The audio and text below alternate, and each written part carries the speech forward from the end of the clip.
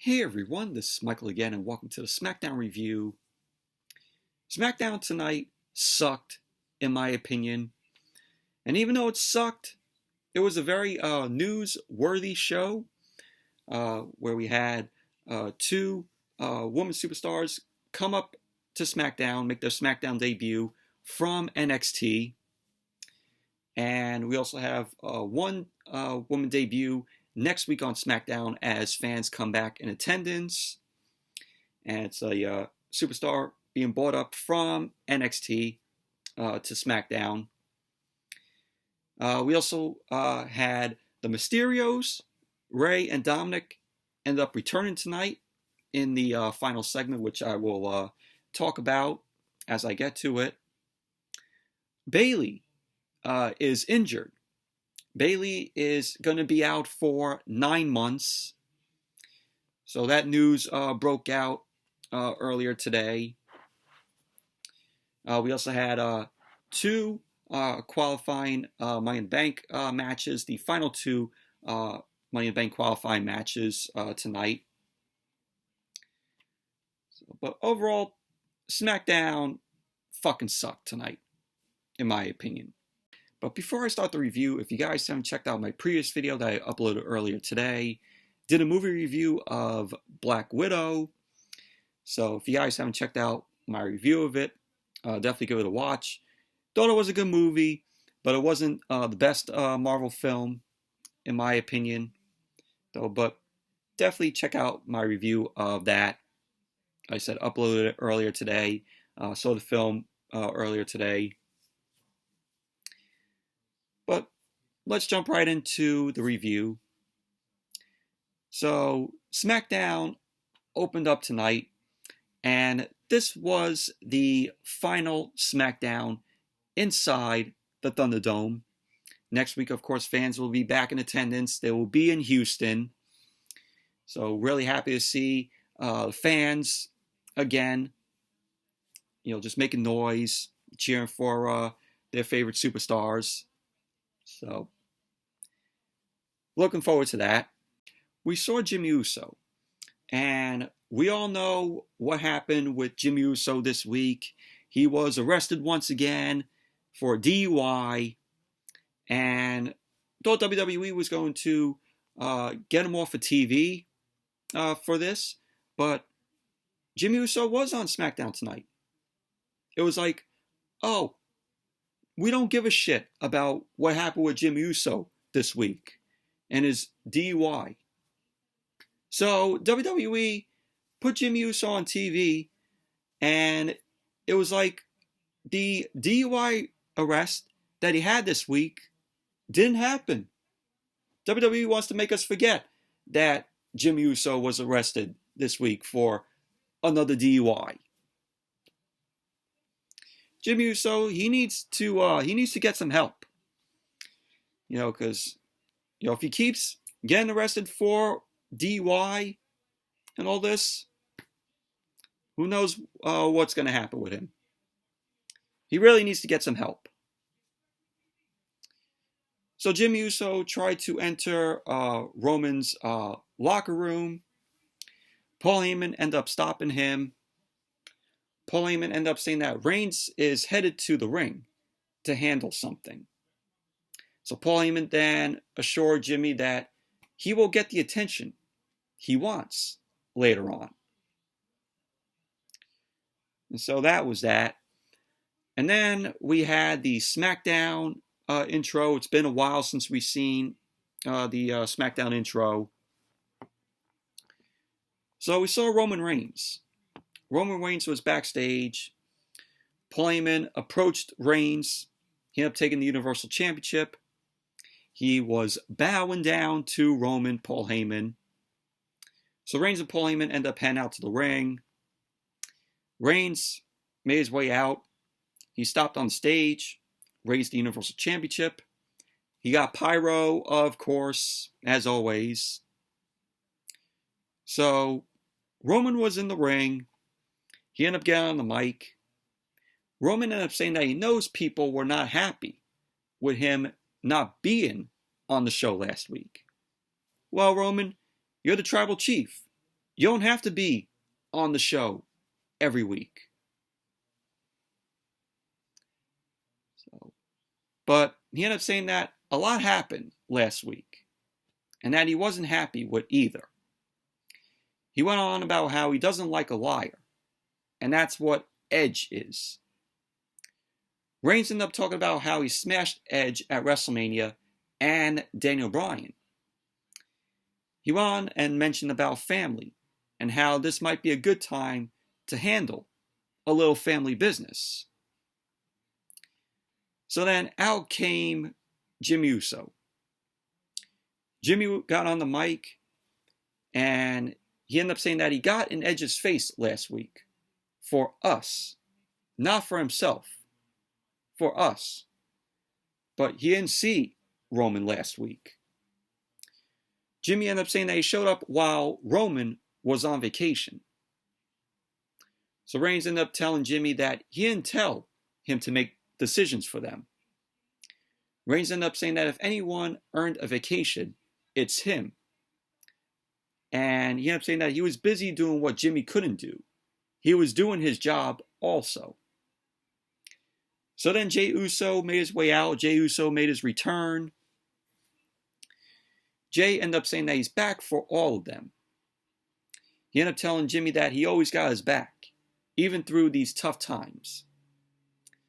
And it looked like Jey was referencing Jimmy's DUI arrest from this week. So Jey ended up telling Jimmy that they need to get back to what they do best, and that is to win the tag team titles again. Reigns ended up saying, this is what he's been saying all along. No one can touch them if they're together. So Roman ended up saying, no one can touch them if they do it his way. So Reigns then opened his arms. He hugged Jimmy and Jey at once. So it was a big group hug. So that was how the segment ended. Overall, this was a decent segment here. Roman Reigns, he's still the best thing going on SmackDown, along with the Usos being involved with him. But I always say this: if it wasn't for Roman Reigns and this whole storyline with him and the Usos, SmackDown would be just as bad as Monday Night Raw.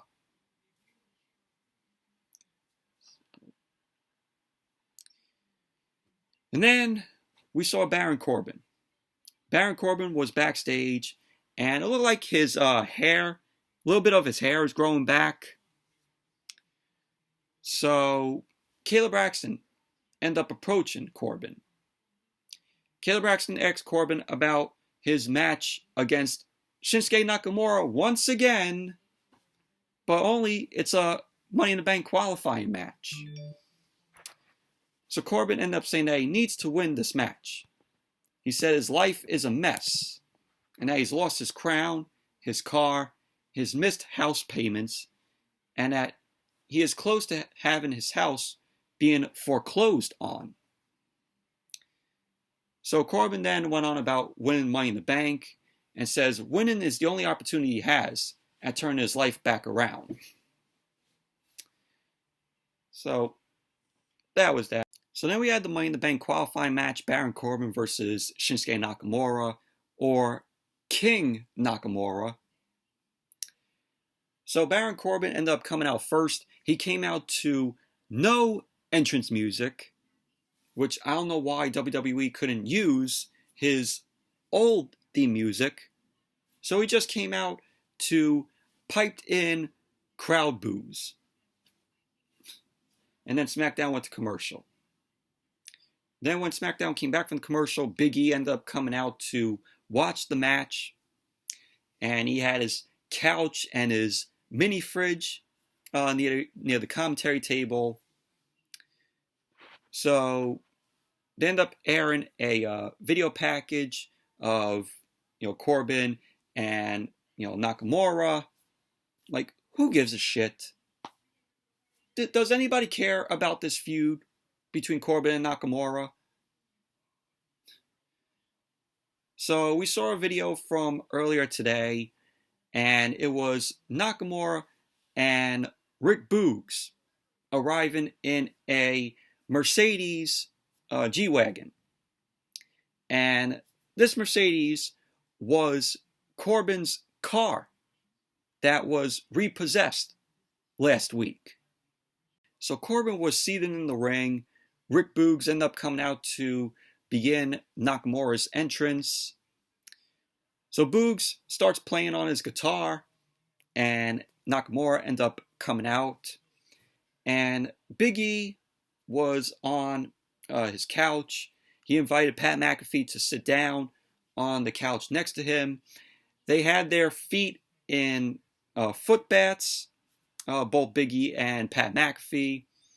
Pat McAfee, of course, rocking out to Nakamura's entrance, with Rick Boogs playing Nakamura's entrance on the guitar, as always. So Corbin ended up going out of the ring. He ended up attacking Nakamura at the bottom of the ramp. So Rick Boogs ended up saving Nakamura, and he ended up sending Corbin into the barricade. So Boogs ended up checking on Nakamura as SmackDown went to commercial. Then when SmackDown came back from the commercial, we had Nakamura and Corbin going at it. And nothing new happened in this match. It's the same old shit, only it was a Money in the Bank qualifying match. It's the same shit that we saw week after week after week with Corbin and Nakamura. Except that, like I said, it's a Money in the Bank qualifying match. They're not fighting over a stupid crown. So we had Corbin end up controlling Nakamura. He ended up keeping Nakamura down with some boots. Corbin ended up slingshotting Nakamura over the top rope. And Nakamura delivered a kick to Corbin, delivered a high knee in the corner. Corbin was draped over the top turnbuckle. So Nakamura ended up delivering a sliding knee for a 2 count to Corbin. Corbin ended up dropping Nakamura and laid a single leg crab to Nakamura. Corbin delivered a back suplex to Nakamura, went for the cover, which Nakamura ended up kicking out at 2. And while this is all happening, Big E and Pat McAfee, they were joking on Corbin's hairline because Corbin looks like his hair is growing back a little bit. You know, he's not like totally bald anymore because you saw like the hair growing out on his sides, starting to grow out on his sides. So at the end of the match, we had Nakamura end up nailing the Kinshasa to Corbin, went for the cover, and there you go. Nakamura ends up winning the match. He now qualifies for Money in the Bank. But overall, this match was the same shit that we saw with Corbin and Nakamura week after week after week. Nothing new happened in this match. Hopefully, this feud between Nakamura and Corbin is over. I do not want to see another rematch with them. I really don't. It is getting tiring. Like I said, I do not want to see another rematch with them. We went from Nakamura stealing Corbin's crown to them having match after match after match, fighting over the stupid crown, and then we have another rematch with them here, but only it's a Money in the Bank qualifying match. This match better be it for Corbin and Nakamura. I don't want to see another rematch. Please, Vince and Bruce, stop it. We don't care about this feud between Corbin and Nakamura. Stop it already. So post-match, we had Nakamura celebrating with Boogs. Boogs was performing on his guitar. So now Nakamura is going to be joining Big E, Kevin Owens, Ricochet, Matt Riddle, Drew McIntyre, and John Morrison in Money in the Bank. So whoever won the match between Seth Rollins and Cesaro, that is the last entry in Money in the Bank. So that was that. So we saw the Usos backstage. Jimmy Uso ended up apologizing to Jay, but Jay ended up saying, it's nothing. They've been doing this since they were kids. Jay ended up saying that someone like Edge will bring a family back together. So Jay ended up asking Jimmy if he's ready to take care of some family business before Jimmy does. So Jimmy was staring ahead. He had a serious look on his face. So that was basically that. And then we had Natalya and Tamina in the ring. Michael Cole on commentary ended up saying that they have been challenged by a new tag team making their debuts. So then SmackDown went to commercial. Then when SmackDown came back, we saw Natalya and Tamina. They were in the ring. So they ended up saying about how a new tag team has challenged them to a non-title match. They ended up saying that they are not thrilled, but they are ready to fight. So out came SHOTZI Blackheart and Tegan Nox from NXT. They're making their SmackDown main roster debuts. But only SHOTZI Blackheart is being known as Shotzi. And Tegan Nox is being known as Nox. I don't know why they had to change and take away Tegan Nox's first name and just call her Nox, and then just have Shotzi being called Shotzi, and them taking away Blackheart. I mean, what was wrong? What was wrong with that? What was wrong with not having Shotzi's last name and Tegan Nox's first name? What was wrong with that? So now they're being called Shotzi and Nox. And another thing with Tegan Nox, she made her return on NXT on Tuesday night. They were building this up. They had a battery shown in like these little items. It was like, the battery was charging up. They've been having this hyped up for weeks.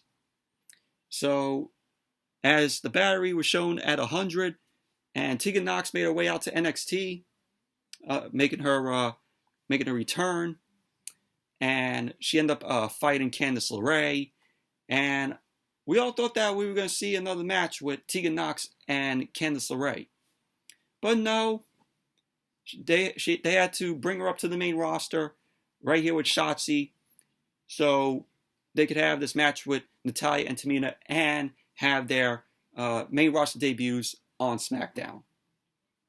I have to say, what a waste that whole hype up for Tegan Nox's return on NXT. That was a fucking waste. So Tegan Nox and SHOTZI Blackheart, or Shotzi and Nox, end up coming out. They were riding on Shotzi's tank, her tank that symbolizes her, that symbolizes Shotzi. So they end up firing a missile from the tank, and it almost hit Natalya and Tamina. So both Shotzi and Nox end up coming into the ring. Nox ended up starting off with Natalya. They end up locking up. They were trading counters. Natalya ended up slamming Nox, and they end up tangling on the mat. Shotzi ended up coming in, and her and Nox end up delivering a double team to Natalya. Shotzi ended up rolling Natalya up for a 2 count. Tegan Nox ended up coming back in for a double team with her and Shotzi. So Shotzi ended up delivering a cannonball for a 2 count to Natalya, but Tamina ended up making the save. At the end of the match, we had Natalya end up dropping Tegan Nox, but Shotzi ended up clotheslining Natalya. Shotzi ended up going up to the top. She ended up pinning her senton off of the top, and she made the pin. And there you go. Shotzi Blackheart and Tegan Nox, or Shotzi and Nox, ended up winning the match. Overall, match was just meh, in my opinion. And I have no hope for Shotzi and Tegan Nox on SmackDown, because we all know when superstars come up from NXT, Vince and Bruce don't know how to book them. They don't book them right. I give Shotzi and Tegan Nox 2 weeks before Vince and Bruce gets tired of the both of them. I give them 2 weeks. And any other superstar that comes up from NXT to the main roster, I have no hope on. I have no hope for any future NXT superstar that makes their debut on the main roster. God only knows how when Adam Cole comes up to the main roster, they might as well make him Michael Cole's long-lost son. I could definitely sense WWE doing that. Yeah, that would be the best that they got for Adam Cole when he makes his main roster debut. But I don't want to say that. I don't want to give WWE any ideas, but probably gave them an idea. They'll probably do that when Adam Cole makes his main roster debut. Like I said, I have no hope for any other NXT superstar that comes up to the main roster. With how Vince and Bruce ends up booking them. And Shotzi and Tegan Nox, they're not going to move the needle in this terrible women's division. They aren't. So then we had Megan Morant backstage. Megan Morant was interviewing Edge, and she was asking if Edge has any comments on Roman and the Usos reuniting. So Edge ended up telling Megan Morant that he will save his comments for later on tonight when he goes out to the ring to call Roman out. So Edge ended up mentioning that this won't be a happy family reunion for Reigns and the Usos. He ended up saying that's a spoiler, not a prediction. Taking shots at Paul Heyman there. So that was all what Edge had to say. And then we had Sonya Deville end up coming out. Sonya Deville ended up coming out to announce Bayley's replacement for the Money in the Bank match against Bianca Belair. So Michael Cole ended up talking about Bayley being out of action for 9 months because she sustained an injury, which the news broke out earlier today. And this is bad timing. This is very bad timing for Bayley to sustain an injury. I mean, without Bayley, the SmackDown Women's Division is going to be a whole lot worse. You don't have Bayley. You don't have Sasha. You're saving Sasha when the fans come back next week. We don't know when Sasha's going to make her return. So it's very bad timing for Bayley to be injured, especially with live fans coming back in attendance next week. So Sonya Deville ended up saying that this is an announcement she never wanted to have to make. So she ended up showing us a video of Bayley. She had a message. Bayley ended up saying, this sucks because everyone wanted to see the longest reigning SmackDown Women's Champion win her title back. So Bayley ended up saying she now that she thinks about it, the fans don't care about her at all. We all care about Bayley. We all love Bayley. You know, she ended up saying that she did this to get better for Money in the Bank. And this is all the fans' fault. So Bayley ended up saying that she doesn't give a damn who her replacement is because they won't be better than her. So Bayley, great heel that she is. But we all love Bayley. We're going to miss her for those 9 months. And the SmackDown Women's Division is going to be a whole lot worse without her there. But then we had Sonya Deville end up announcing that Bianca will not defend the SmackDown Women's Championship at Money in the Bank. But instead, she will defend the title next week on SmackDown in Houston. So Sonya Deville ended up bringing out Bianca's opponent for next week. And her opponent is Carmella. No surprise there. I wasn't surprised. So Carmella ended up coming out. She ended up bragging about how beautiful and talented she is. And then Liv Morgan ended up coming out. I'm like, oh, great. We're going to get another rematch with Carmella and Liv Morgan. But thank God we did not get that. So Liv Morgan ended up coming out. She wasn't happy. Liv Morgan ended up going on about how Carmella didn't earn this shot. Because, yeah, she's right. Carmella didn't even earn a shot. WWE, once again, is like, oh, yeah, Carmella, she doesn't have to compete in the match. Let's just reward her a title shot. Just like that. I hate when WWE does that. It's fucking lazy. They're just like, oh, yeah, she don't have to compete. Let's just randomly give her a shot at the title. So we had Liv Morgan. She ended up yelling at Sonya Deville for favoritism.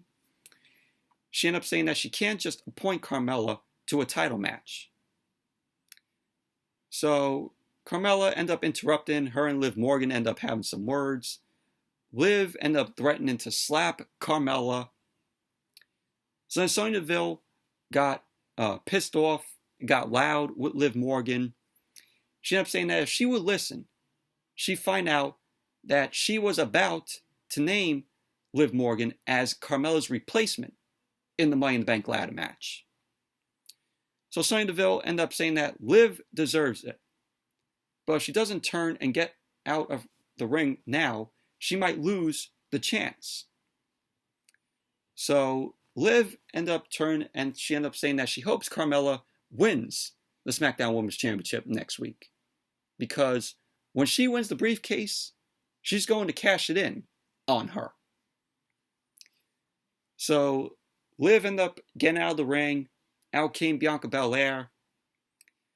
So Bianca was trading looks on the stage to Carmella. Liv ended up telling Bianca to let her have it. So Bianca Belair ended up saying that she's not sure if Bayley's injury is real, but she respects Bayley's competitive skills and that she looks forward to finishing what they have going when Bayley returns. Bianca ended up saying that she's glad to accept the match for next week. She ended up telling Carmella that she will see her next week. So Bianca then raised the title in the air. Carmella was talking some trash from the ring to Bianca. And that was how the segment ended. But really happy that Liv Morgan is in the Money in the Bank ladder match. She deserves it. She is very entertaining in the ring. And hopefully she wins Money in the Bank. I think she deserves to win Money in the Bank and hold the briefcase, cash it in.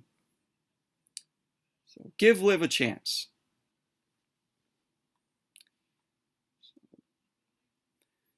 And then we had Paul Heyman.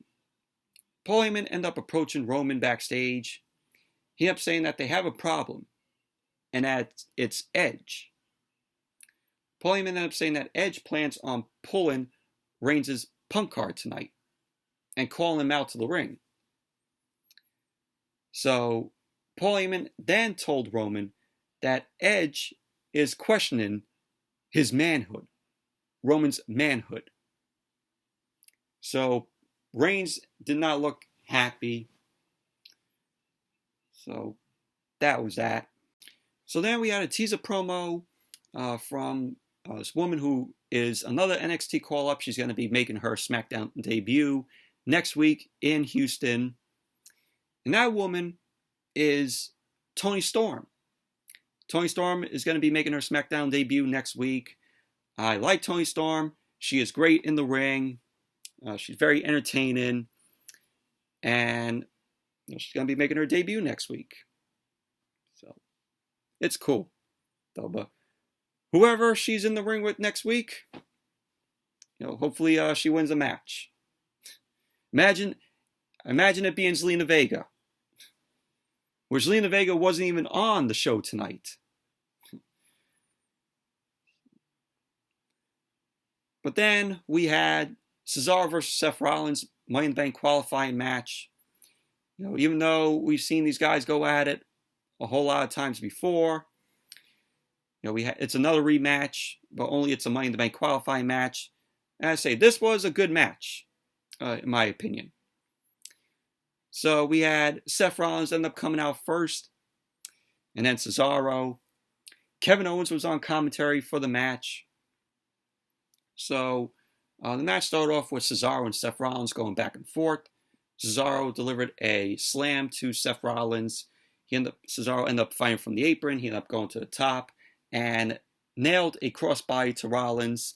Went for the cover, which Rollins kicked out at 2.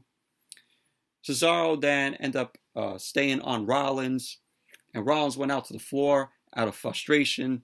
He was just throwing a tantrum at the commentary table. So Rollins was back in the ring. Cesaro ended up clotheslining Rollins right back out.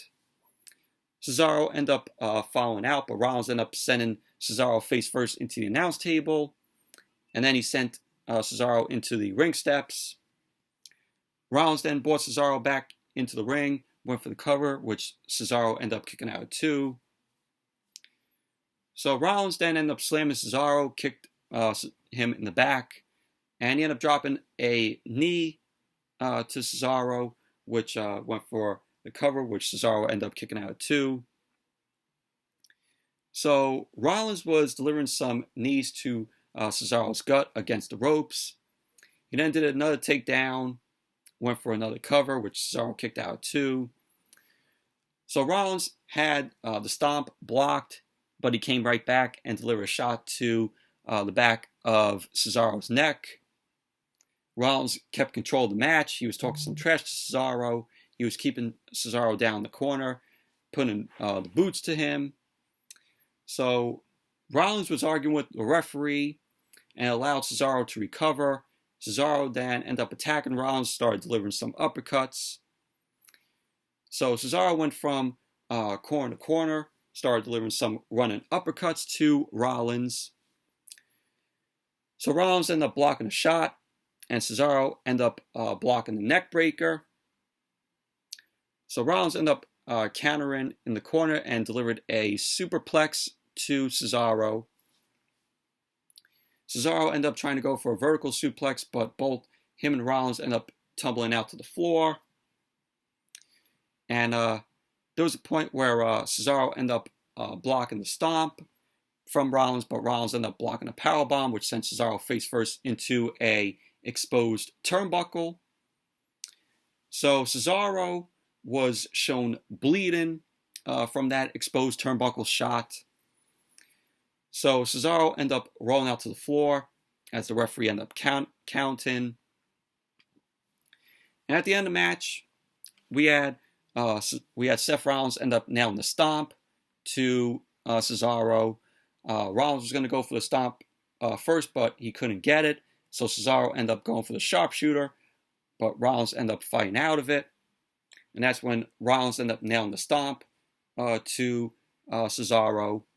Went for the cover, and there you go. Seth Rollins is the last man to enter Money in the Bank. He's one of the last participants in Money in the Bank. But there was other points where Seth Rollins was taking out Cesaro. There's a point where we had Rollins end up dropping Cesaro on the steel ramp with the DDT. But post-match, Seth Rollins was celebrating.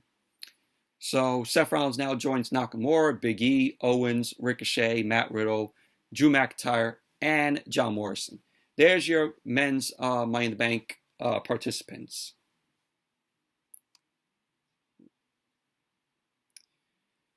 And then we saw the Usos backstage.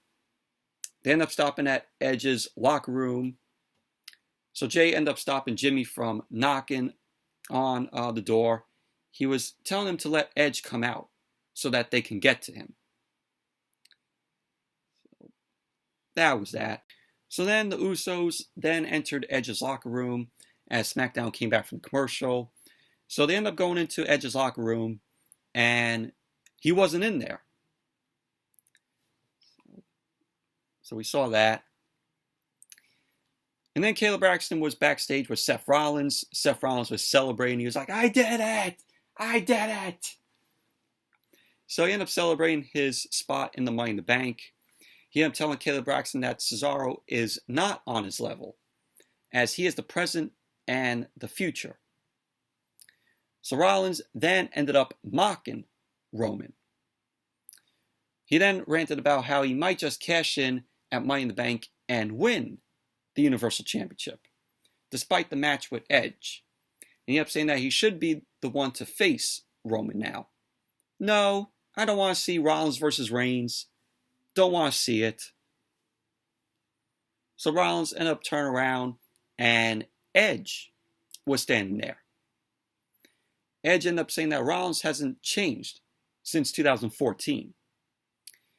So he ended up saying he's about to do something Rollins would never do, and that is call out Roman Reigns.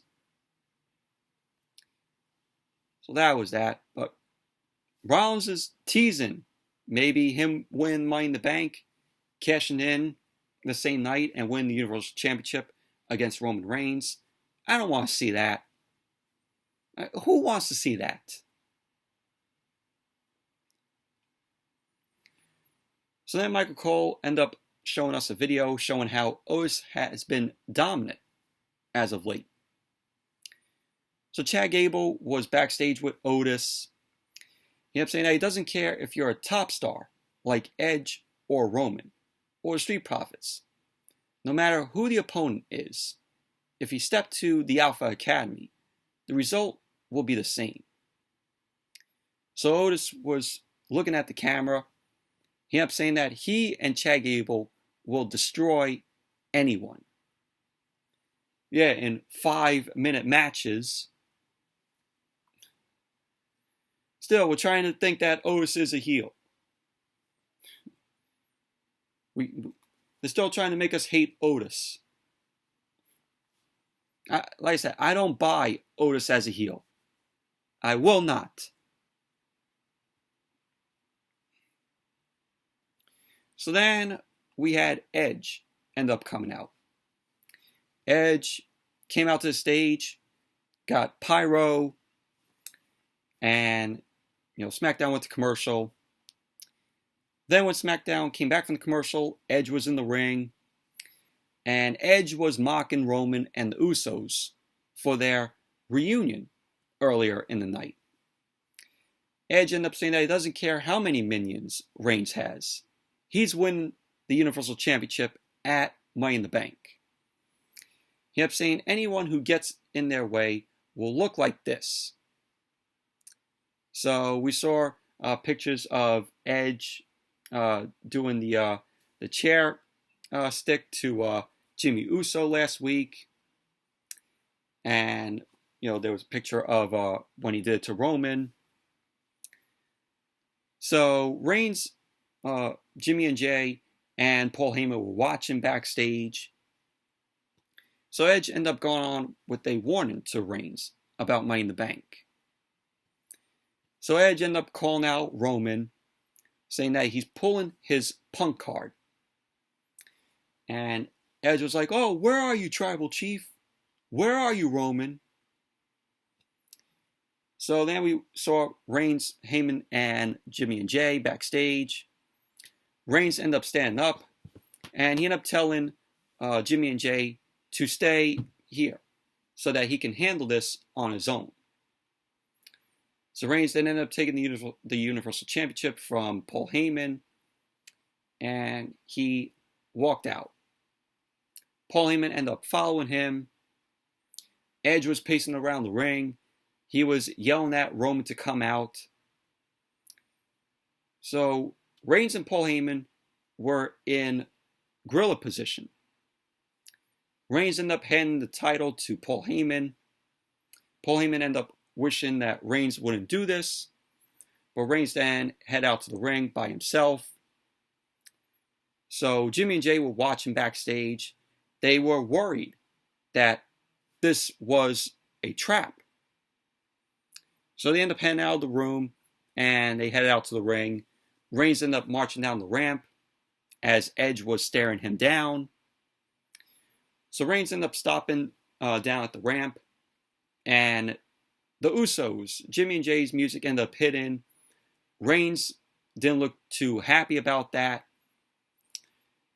So Reigns ended up saying that he told the Usos to stay in the back. So he was saying to them, "Oh, I'm going to handle this on my own with Edge." So Jimmy and Jay end up encouraging Reigns, and they told him to lay Edge down. So Edge ended up waiting. He was calling Roman into the ring. Roman then took his jacket off. He slowly entered the ring. He ended up stopping on the apron as Edge invited him into the ring. Edge and Reigns had a face-off in the middle of the ring. Edge striked first, and him and Roman started brawling. The Usos then came on the apron, and they were about to come in to help Roman. And then we had the return of the Mysterios, Rey and Dominic. So Rey and Dominic end up coming from the other side of the ring. They end up having chairs in hand. They started unloading on the Usos. They end up hitting chair shots to both Jimmy and Jay. So Edge got the upper hand on Roman. Rey and Dominic were dominating on Jimmy and Jay at ringside with the chairs. Rey ended up getting taken out with a super kick. Edge then ended up dropping Reigns with a DDT in the middle of the ring. So Edge was ready to hit a spear to Roman, but Jey Uso ended up holding on to Edge's leg, and Rey ended up making the save. Dominic ended up coming in, and they end up hitting both Jimmy and Jay at the second rope. So Dominic then ended up hitting a double 619 to Jimmy and Jay. Edge then hit the spear on Jay.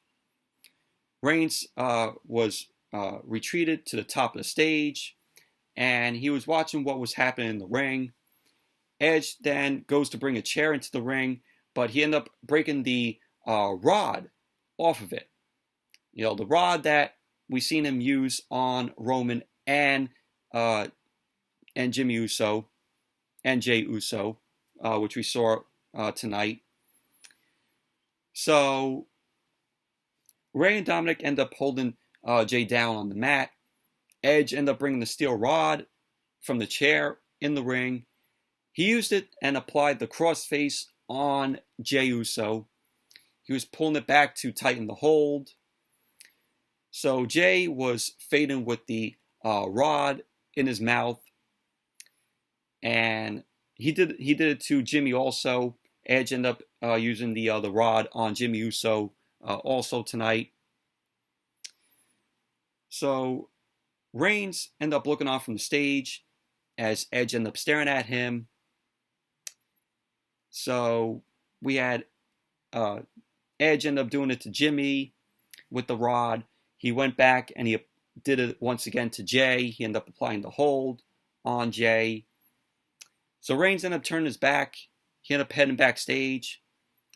And that was how SmackDown went off the air tonight. But this was a pretty good segment here. You know, Edge is ready for Roman. And this whole, family storyline here with Roman and the Usos, it's been interesting. So, but overall, SmackDown sucked tonight. But a lot of newsworthy stuff coming out of the show tonight. You had Shotzi Blackheart, Tegan Nox make their debut. Toni Storm will be making her debut next week. Rey and Dominic returning. Bayley being out for 9 months, which does harm to the women's division. It's going to make it a whole lot worse without her. And like I said, we all don't know when Sasha is going to return. But anyways, that's it for my review of tonight's SmackDown. Thank you all for watching. Hope you all enjoyed this review. Definitely give the video a thumbs up, comment, subscribe, and be sure to check out my review of Black Widow if you guys haven't seen it. Definitely give that video a watch. Anyways, thank you all for watching, and I'll see you all later.